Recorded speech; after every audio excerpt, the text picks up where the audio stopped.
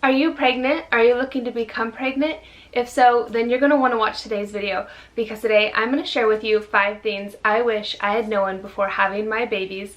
I learned these things not with my first and second babies that were born at a hospital, but with my third and fourth that were born at home.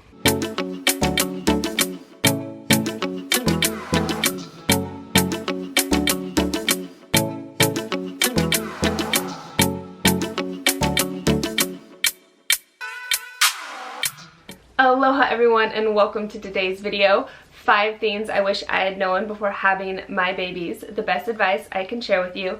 My name is Icelyn, and on this channel, Boylan's Happily Ever After, we share family videos, mommy videos, and have product reviews from time to time. So if you're new and this interests you, please consider subscribing.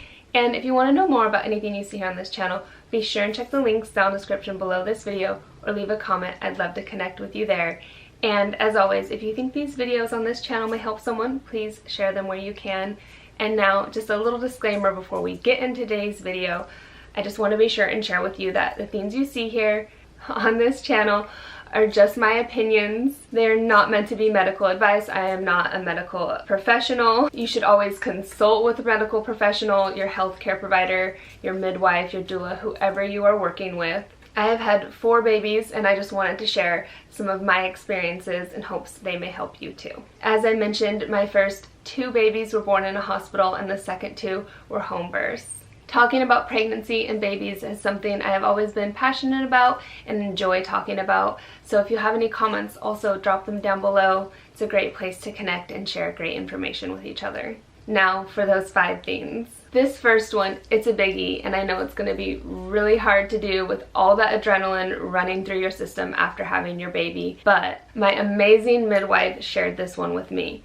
It is to sleep after you've had your baby. I know you're like, what? Yes, you're going to want to do this after you've had your baby, after you've delivered the afterbirth, after you've tried nursing, after you've ate.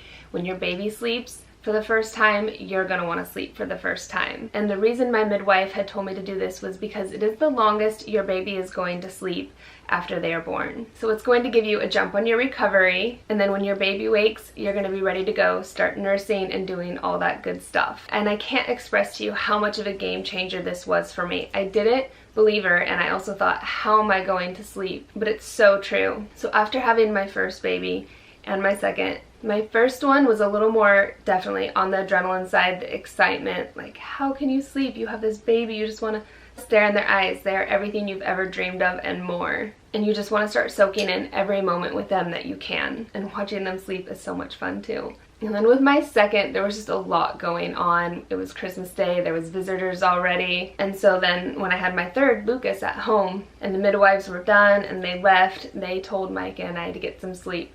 Lucas was also born at like 3 in the morning, and we had been up all night. So I also needed to catch up on some sleep from being up and delivering him. So Micah and I took the advice and we slept, and it was the longest we slept after we had him, probably for like a year, because they're waking up, they're nursing, they need their diaper changes, and that's so much more often. Another thing is, in that first 24 hours, your milk usually hasn't completely come in, so there's not a lot. Even though you're trying nursing, they're going to take a good little nap, and that's going to allow your body the time to prepare and start producing that milk while you're resting. And then when I had my 4th, Sindel, we followed suit. It was the same midwife, same advice. She was born early in the morning, so we had missed some sleep there, so we also got to catch up on that little bit of sleep as well. But it really is true, that time period where your baby sleeps after you've had them, it is the longest they'll sleep for most babies. And I just thought that was incredible advice and wanted to share it too. Now for number 2, I won't be as long-winded. You're going to want to take some olive oil and put it on their bum right after you've had them. If you're having a home birth, or maybe you're going to the hospital, just a tiny little ounce, half ounce, you're not going to need that much. Since I had the home births, I had kept this near the changing station in just a little shot glass. And what that oil does is block that first tar-like poo that the babies have from sticking to their bottom, and it makes it so simple and easy to wipe off. Game changer. Like, that stuff literally will take forever and it can be irritating to the baby, just trying to wipe it off. So I recommend definitely trying a little bit of olive oil, creating a barrier. Changing that first poopy diaper is going to be so much simpler. I also continued to use olive oil instead of diaper rash cream for Lucas. It worked great. It created a barrier. Olive oil is soothing and nourishing to the skin, and we never dealt with diaper rashes. Part of that is also keeping your baby changed often enough, so don't be afraid to go through diapers. You gotta keep them dry to prevent that diaper rash, and keep anything acidic and icky off their bum. And I'll also link for you some of my favorite oil and favorite diapers down in the description below. Go and check those links out later. I always put good stuff there for you guys. Now this third one is a biggie if you're worried about tearing. So if you're worried about this, you're gonna wanna stop pushing when your baby crowns, and have your doctor, your midwife, or whoever go in there and stretch that and help assist the baby's head in coming out. This is a topic you're definitely going to want to bring up with your doctor or whoever you're working with, and express your concerns and the options you will have. Don't be afraid to talk to your healthcare professional or whoever you're working with about anything. This is going to be your birth, your labor. You guys got to have an open line of communication, and so they understand what you want, and you're sharing what you want and comfortable sharing what you want and the options that you're going to have. I had all my babies natural, no pain medication. My first one I had a little abrasion. Second, I don't think I had anything. Now so much time has passed, I'm wondering if maybe that's the other way around. Either way, I do remember my second one feeling more painful to heal from than the first one. Lucas, I tore.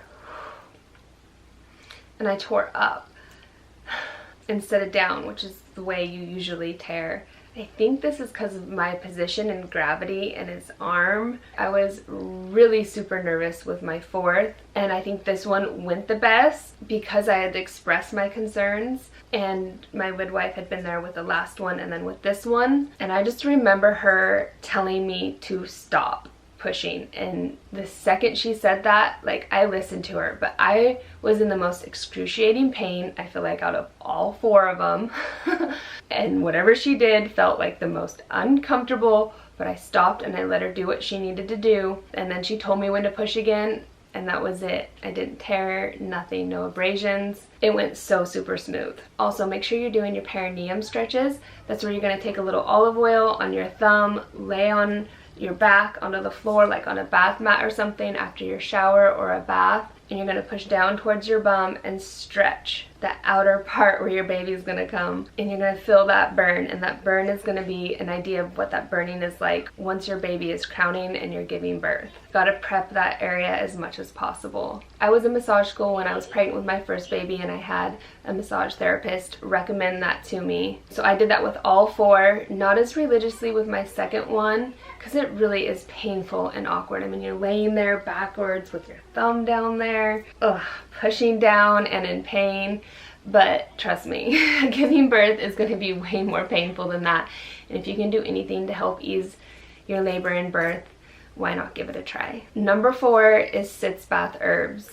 I loved this. I did not have these with my first two. They're something that my midwife told me to get when I was ordering my home birth kit with my third baby, and I'll be sure and link them down in the description below for you. You can go and check them out there. So what the midwives did for me when I was in labor, since there's multiple people there to help, the one who was prepping a meal for us also made the sitz bath herbs. So they're gonna boil them in a large pot of water, strain the herbs away, and then in a Pyrex glass or some quartz jars, pour that, save the excess in the fridge. And then you're going to get your little squeeze pump bottles that you use when you're going to the bathroom for the first time, spraying the warm water down there to help ease with the pain, burning, and stinging. You can take just a small amount of those sitz bath herbs, pour them into the squeeze bottle, and then top the rest of it off with warm water, and then use that when you're going to the bathroom.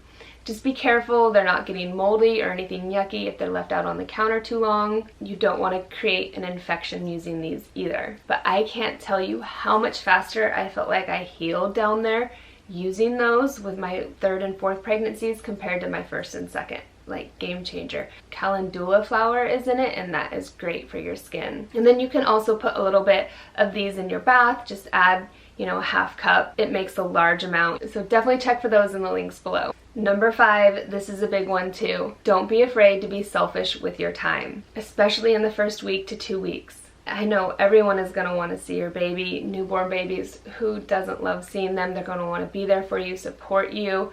However, this is your time to bond with your baby, and it is going to disappear in a blink of an eye. With all my other babies, I just let whoever want to come, whenever they wanted to come see them. And when it got to my 4th baby, I really just wanted to soak that up. I don't know if we're going to have any more babies, and if that was my last baby, I wanted to have that time with them, because you can't get it back. You can even just limit it to a few amount of people that come, the immediate family, maybe grandparents, aunt, uncles, and a few cousins, or a really close friend. Again, don't be afraid to take that time.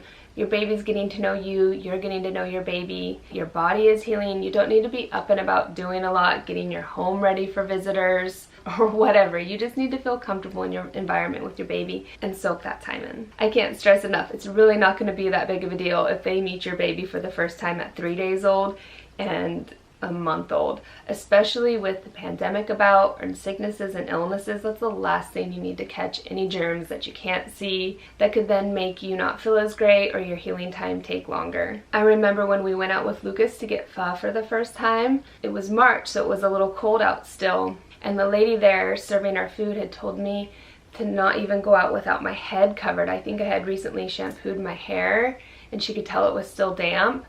And I think in her culture, they didn't even leave the home for the first month. And if you think about it, your baby is very vulnerable. They haven't been exposed to a lot. You're vulnerable. Your body's still healing. Like, you have a giant open wound inside of you. So you just want to make where you're going out and about, your choices, make them count. And that's it. Those are the 5 things I wanted to share with you that I wish I had known before giving birth to my babies. I hope they helped you. If you have anything to add, please drop it down in the comments below. I love sharing information there with you guys and connecting. Also, don't forget those links down in the description. Thanks so much for watching today. If you enjoyed this video, learned something new, please be sure and give it a thumbs up. Don't forget to share these videos where you can. Subscribe. I'll see you in the next one. Mahalo!